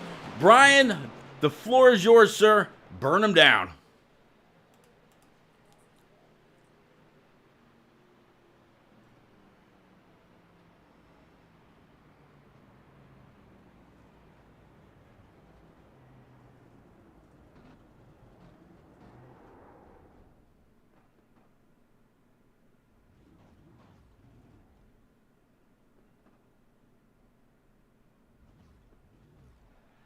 Having some kind of an issue in that 2-3. Maybe can't get the right gear. You see him working the wheel inside. Did something happen? There we go. Maybe had to get it fired back up, get it up close to the wall, and oh nope, he must have had some kind of an issue. Maybe I see him back now. You can hear him on the gas. Something going on, but he just can't get the rear tires to break traction. So some kind of a problem with this 2-3. One more time. He might be having problems with his pedals, Will. This is kind of unlike Brian. Oh, there he goes. Oh, yep. Yeah, I'm thinking he might be having problems with his pedals because it's just like all of a Good sudden. possibility. Yeah. All right. So it looks like he is blinked out. That's going to be the end of Brian for now. But ladies and gentlemen, please don't go anywhere. We will be right back. We're going to have our top 3 in the booth. Brian Hunt is tonight's winner from Dega. Kevin Roy in that number 12 Ford Mustang GT up 11 spots is P2. But one of the fastest guys all the way around, the 73, our pole sitter in his Camaro, P number 3. So when we come back, we'll have Caleb Shelton, Kevin Roy, and Brian Hunt live in the booth to discuss their race. We'll be right back.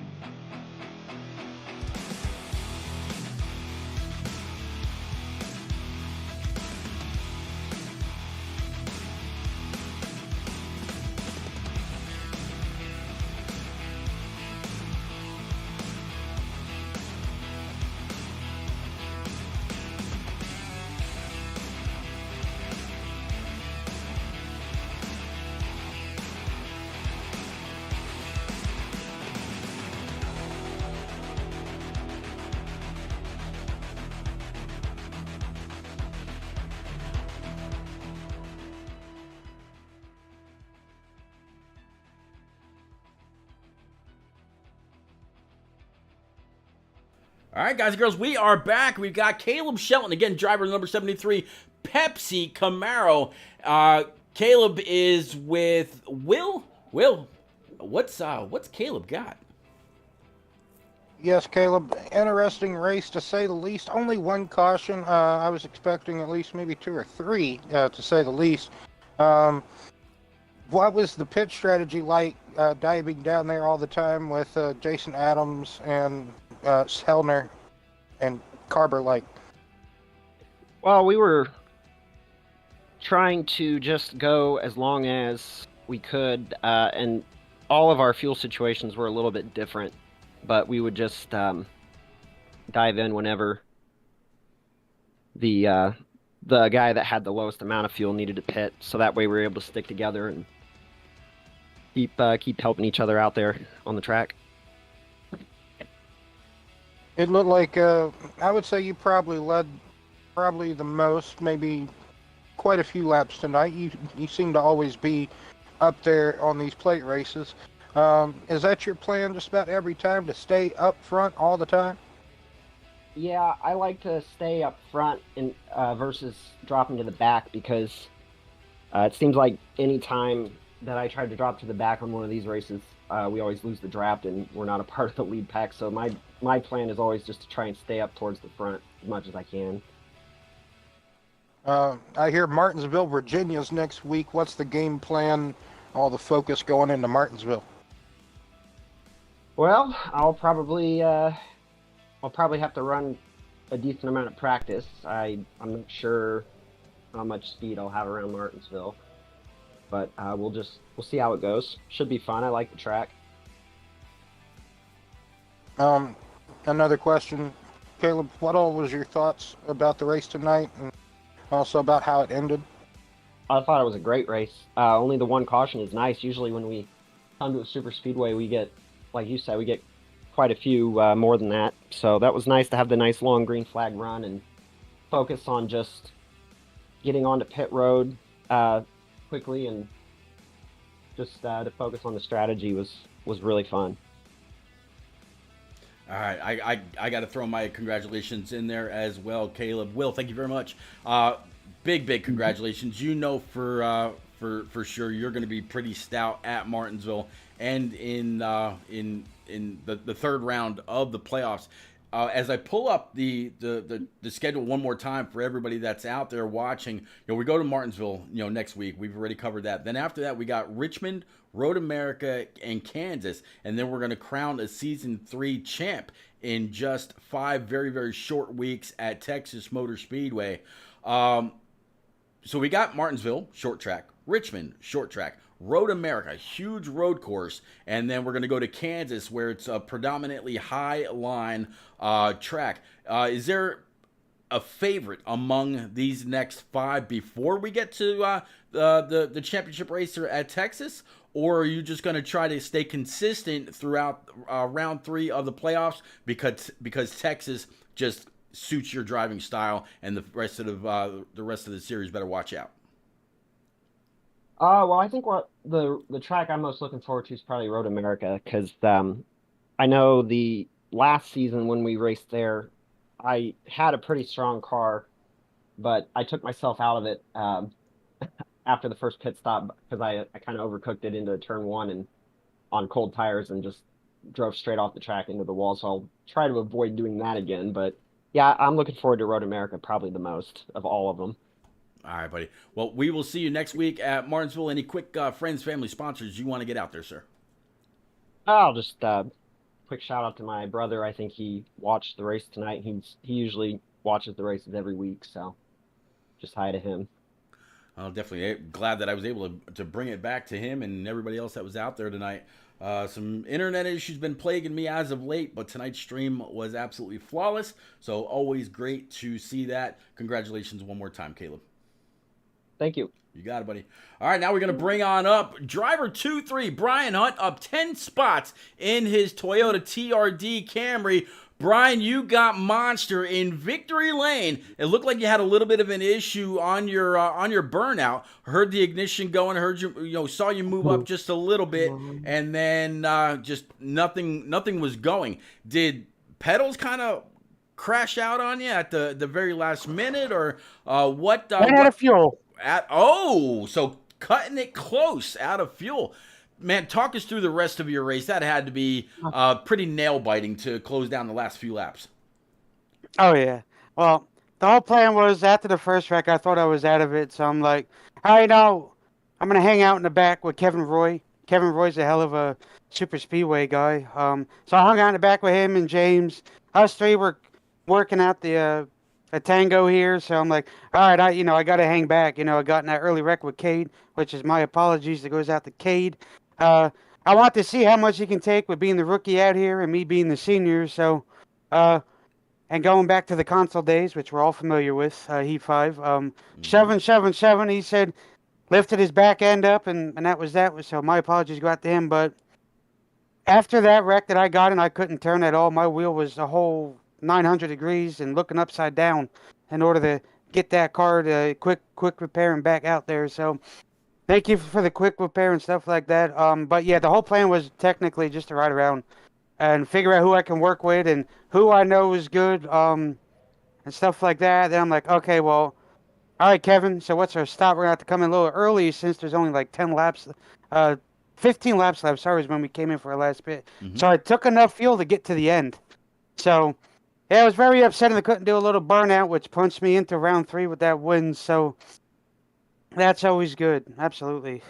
Oh yeah, absolutely. And we were just talking to Caleb about the next round as well. We're going short track racing 2 weeks in a row. Next week it's the paperclip at Martinsville, and then the 3/4 mile Richmond International Raceway, Richmond, Virginia. That's going to be I would imagine that track may be a little bit. It could be a track of contention for some, Yes. because the turns on that track are very, very different. And we know that when you're coming through turn 1, the turn 2 wall comes up very, very fast, very sharp as well. Which track of the next round are you looking forward to now that you know you don't have to worry about Martinsville quite as much? I've done a little bit of NIS, so I have a little comfortability there. That's always fun. If any of the track, and I'm going to tell you right now, I am not a road course guy. I hate it. I hate them with a passion. Charlotte, Roval is one of my favorites, and obviously, the street circuit, which is not everybody's favorite. If any of it in round 3, it'll probably be Kansas, I would have to say. At all of them. Because Richmond, you know how it is, short track racing type of deal. You're going to get the bumper, you're going to get moved, and all that other stuff, so pretty much next week, Martinsville, I can just hang out in the back and ride. I got no need to get up there, get in a tangle with all those other contenders running to get themselves locked in. So I'm going to try to do my best to hang out in the back. I'm locked in. I'll give up spots. I ain't got nothing to worry about. But round 3 is where it's going to come down to the nitty gritty to get to that final 4. Absolutely, yeah. Richmond, Road America, and Kansas before we crown a champion at Texas Motor Speedway again in just 5 very, very short weeks. Will, you got anything for tonight's winner, Brian Hunt? I just want to say congratulations there, Brian, on the big win here tonight at Talladega. Locking yourself into the next round or advancing, and also cutting yourself short, just timing it to where you were going to come out of the pits with that 3-car battle there towards the end of the race. Just calculating ever so to the inch there, Brian. Smart on you, I have to say. Yeah. Oh, yeah, I was working. See, and that was the other thing. Me and Kevin were a little worried about that because we already had them lapped. And I'm like, okay, if we pit now, we will probably come out exactly nose to tail with them. Mm-hmm. And unfortunately, that's what happened. So I'm like, all right, Kev, I'll check up. I'll get with you. We'll get locked up. And then we'll just let them go. And then we can fall in behind because now they're going to get scuffled up and try to leave out certain people and break that lineup to where only 2 of them were focused on going to the front compared to the 3 or 4 that they had. So me and Kevin took advantage of that. So. Again, And to give me some more water, sorry. You're good. Nope, not a problem. All right, Brian, again, big congratulations. Punching your way through. Richmond International Raceway will be the next track of where you've got to get up there, get down, get dirty, get racy, move your way on through the field in that monster machine, as we've seen you do many, many times so far here in season 3 since vacating the seat that I now take. Congratulations on that W, Brian. Go celebrate, sir. I sure will. That's for sure. And we appreciate you all the time taking over that. Everybody loves it. So. Any quick friends, family, sponsors you need to get out, Brian? Oh, yes, yes, yes, absolutely. I want to thank you too. Will, it's nice to have you. Been a while. Thanks, Everybody's thanks. been asking about you. Repeat, always a kick-ass job in the booth. These boys tell me they don't want you to go anywhere, so that's what we're going to work on. So that's that. I want to give a huge shout out to Kevin Roy, James Bryan, um, Jaden Sanchez, everybody tonight. Everybody did a hell of a job tonight. Normally when we come here, like a lot of people say, caution fest. Because everybody starts getting their blood boiling and stuff like that. But I can't thank this group enough that we have. Oh, and I can't leave Phil out. Phil was in there too, working with me and Kevin. Phil, hell of a job to you. Always kick-ass job you do too. But if any other thank yous tonight, it's Repeat and Will. You guys put the show on tonight. Can't thank you guys enough. And a huge shout out to my family back home. Hope you're safe with the tornadoes blowing through there. I have yet to hear anything from them, so got me a little nervous. And last week we did lose my aunt, so it's a little rough there. So looking out for them too. So absolutely. But Repeat, awesome job tonight. Held up great. I always check in on you and all the other stuff. But keep up the good work, and we'll try to bring you more action next season too, and to the end. There we go. Yeah. So, Will, again, big welcome back to the booth. Thank you very much for coming out and stepping up. Great to bounce things back off you one more time. We've got 4 or 5 more weeks together before the season 3 champion is crowned at Texas Motor Speedway. That's going to be one hell of a race. It's going to be you could actually almost call it an endurance race. Quite a few laps, but we will see. But again, thank you very much for deciding to step back into the booth with me and keep me company. But guys and gals, we are going to go ahead and call it quits for tonight. Again, it's going to be Brian Hunt Jr. claiming the W here from Talladega, automatically advancing himself to round number 3 of the Season 3 Championship. His next race, where it means a little bit more to him, will be at Richmond International Raceway in just 2 very short weeks. But next week, we are at Martinsville. Have a great night, everybody. We'll see y'all again very, very soon. Appreciate everybody that was out there in chat on Facebook, Twitch, YouTube, Twitter, and of course through iRock TV, through your favorite Roku streaming device. Whether you've got a TV or a little streaming box, make sure you go on over to the streaming section. Search iRock TV. It's the logo you see on the bottom left-hand side of your television. All broadcasts there, rebroadcasts, are in stunning 4K. Best yet, the app is completely free. So whether you're a podcast kind of guy, whether you're a POV watcher or streamer, clubs, communities, leagues, whatever it is, go on over, search them out. Free app, 4K. You can get your iRacing fix 24 hours a day, 7 days a week, completely free of charge. We'll see y'all again next week. Take care, everybody.